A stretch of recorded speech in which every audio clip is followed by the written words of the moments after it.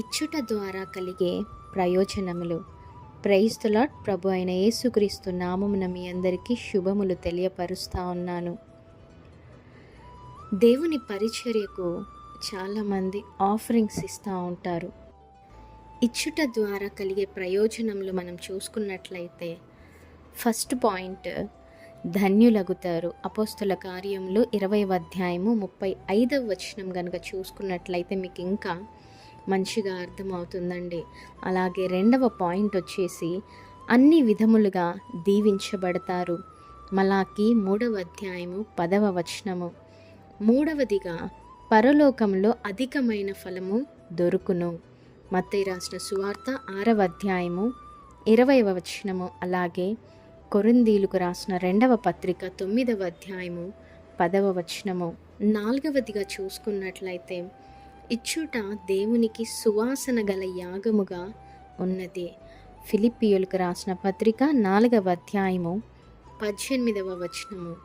అలాగే ఐదవదిగా చూసుకున్నట్లయితే ఇచ్చుట ద్వారా దేవునికి మహిమ అయి ఉన్నది.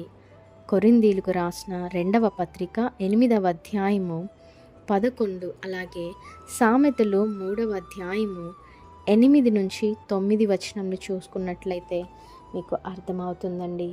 ఆరవదిగా చూసుకున్నట్లయితే ఇచ్చుట దేవునికి ప్రీతికరమై ఉన్నది. కొరింథీయులకు రాసిన 2వ పత్రిక 9వ అధ్యాయము 7 నుంచి 13. అలాగే కొరింథీయులకు రాసిన మొదటి పత్రిక 9వ అధ్యాయము 9వ వచనము. ఏడవదిగా చూసుకున్నట్లయితే దేవుని సేవ విస్తరణకు తోడ్పడుతుందండి. కొరింథీయులకు రాసిన 2వ పత్రిక 8వ అధ్యాయము 1 నుండి 4.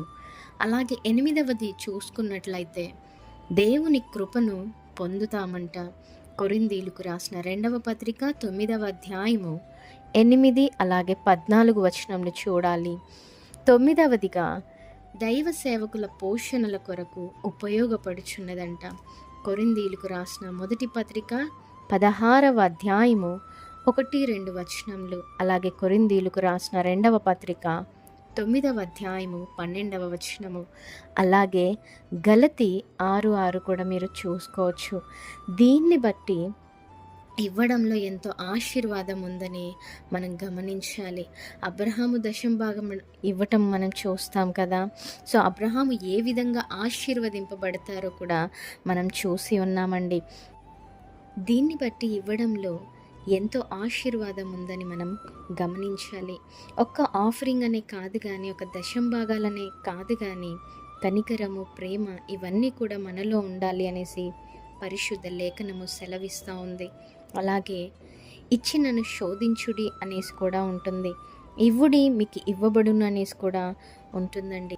ఇక్కడ దేవుని సేవకు ఇచ్చిన దాన్ని బట్టి పరలోకంలో మనకు ధనము కూర్చబడుతుందని మనము గమనించుకోవాలి. అలాగే ఇక్కడున్న మనకు అంటే ఈ భూమిపైన ఉన్న ప్రాపర్టీని బట్టి కాదు కానీ, మన ధనము ఎలా పరలోకంలో కూర్చబడుతుందంటే కేవలము దశంభాగం ఇవ్వటము, కనికరము, ప్రేమ కలిగి ఉండటము, వీటన్నిటిని బట్టి కూడా మనకు పరలోకంలో ధనము కూర్చబడుతుంది. అలాగే మనము ఆశీర్వదింపబడతాము, దీవింపబడతామనేసి జ్ఞాపకం ఉంచుకోవాలా.